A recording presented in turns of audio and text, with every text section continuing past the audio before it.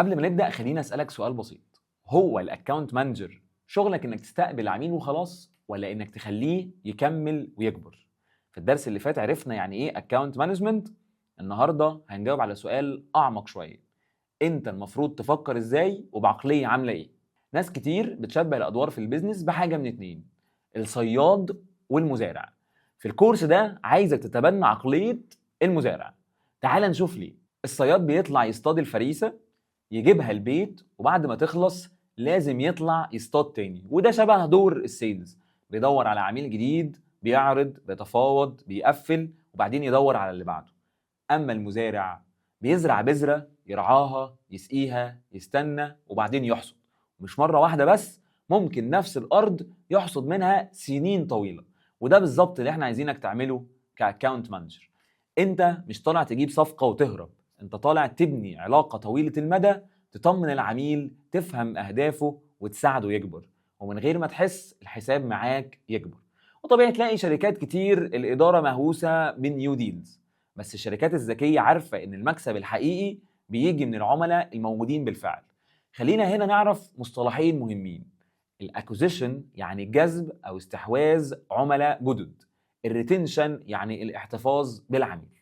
زمان شركات كتير كانت مركزة على الاكوزيشن، عايزين نجيب 100 عميل في الشهر، 1000 عميل في الشهر. دلوقتي خصوصا مع المنافسة العالية في مجالات كتير بقى في وعي أكبر إن أرخص وأذكى حاجة تعملها إنك تحافظ على العميل اللي عندك، لأن تكلفة إنك تجيب عميل جديد بتبقى عالية جدا: إعلانات، مكالمات، مبيعات، اجتماعات، متابعة، وقت ومجهود.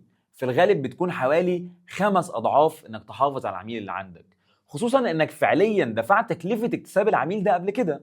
كمان العميل القديم عارفك، جربك، فأسهل بكتير إنه يجدد أو يزود الباقة من عميل جديد أول مرة يسمع عنك. ومع وجود شوية أكاونتس ثابتين، إيرادات الشركة بتبقى متوقعة، فتقدر تخطط، توظف، وتستثمر. وعشان كده الشركات محتاجة جدا أكاونت مانجرز بعقلية المزارع، ناس بتفكر أحافظ على الأرض اللي عندي وأطلع منها أحسن محصول ممكن، مش بس أنا ماليش دعوة، أنا مجرد بنقل رسائل. تعال نضرب مثال بسيط بالأرقام من غير تعقيد.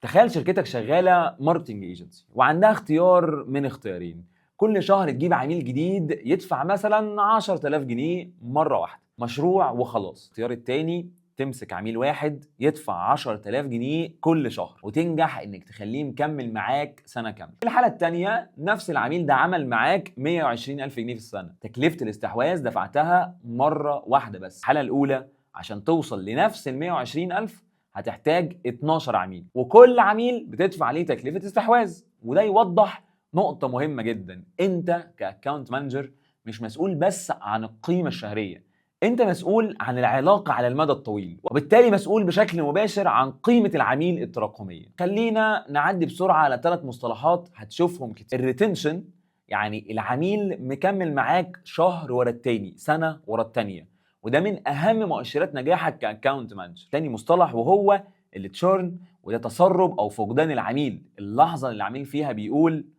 شكرا مش هنكمل. ده كابوس لاي شركه خدمات او اشتراكات، جزء كبير من شغلك انك تقلل التشورن قدر الامكان. ثالث مصطلح لايف تايم فاليو او ال LTV، يعني قيمه العميل على مدى فتره التعامل. مثلا لو عميل بيدفع 5000 جنيه في الشهر لمده 24 شهر، يبقى ال LTV تقريبا 120000 جنيه مع التبسيط. كل ما الريتنشن يزيد كل ما ال LTV يعلى. مش مطلوب منك كجينيور تحفظ معادلات او تحسب ارقام معقده، بس مهم جدا ان عقلك يبقى فاهم فكره واحده: كل مره حافظ فيها على عميل انا مش حليت مشكله، انا فعليا حافظت على رقم كبير قوي على مدار السنين. عقليه الصياد في الاكاونت مانجمنت ممكن تبان اني اتعامل مع العميل على السريع، احاول اخلص منه وارد بس لما هو يكلمني. لكن عقلية المزارع بتبان في حركات صغيرة فرقها ضخم، زي انك تعمل تشيك ان من غير سبب: ازيك، حبيت اطمن، الدنيا ماشية كويس ولا لا؟ وزي انك تفتكر حاجات تخص العميل، مواسم زحمة، لونشز، ايفنتس، وتبادر تقول بمناسبة رمضان او اخر السنة تعالوا نظبط الخطة سوا. زي انك تفكر في فاليو، مش بس الدليفري، مش بس استلم الشغل، لكن هل الشغل ده فعلا بيخدم هدفه؟ ينفع نطوره ازاي بعد كده؟ كمان انك تبني ريليشن مش بس ترانزاكشنز، تعرف الشخص اللي بيريحه في التعامل، اللي بيضايقه، اللي بيتوتر منه، وتكيف اسلوبك عليه. كل ده اسمه فارمر مايند سيت. ومن ناحيه الاداره الموضوع شكله فلوس جدا. لو انا اونر او مانجر فالسيلز تيم مهم عشان يجيب لي دم جديد او اكونتس جديده. بس لو كل عملاء بيطلعوا بعد 3 أو 4 شهور شغل، انا كده كل شويه ببدا من الصفر. وجود اكونت مانجرز بعقليه المزارع بيخلي الايرادات تبقى مستقره اكتر، واقدر ابني خطط سنه واثنين وثلاثه. وعشان كده الاكونت مانجرز مش مجرد حد بيمسك العميل شويه بعد السيلز، انت جزء اساسي من استراتيجيه النمو بتاعه الشركه. ومع الوقت لما تبقى فاهم هتعرف ازاي تستغل ده لمصلحتك، في ترقيه، زياده مرتب، في انك توصل لمستوى اعلى. في النهايه احنا مش عايزينك صياد بس بيدور على ديل جديد، احنا عايزينك مزارع عنده ارض، عملاء، وبيركز يطلع منها احسن محصول على المدى الطويل. في مجالات كتير الريتنشن بقى اهم من الاكوزيشن عشان التكلفه والثقه والاستقرار.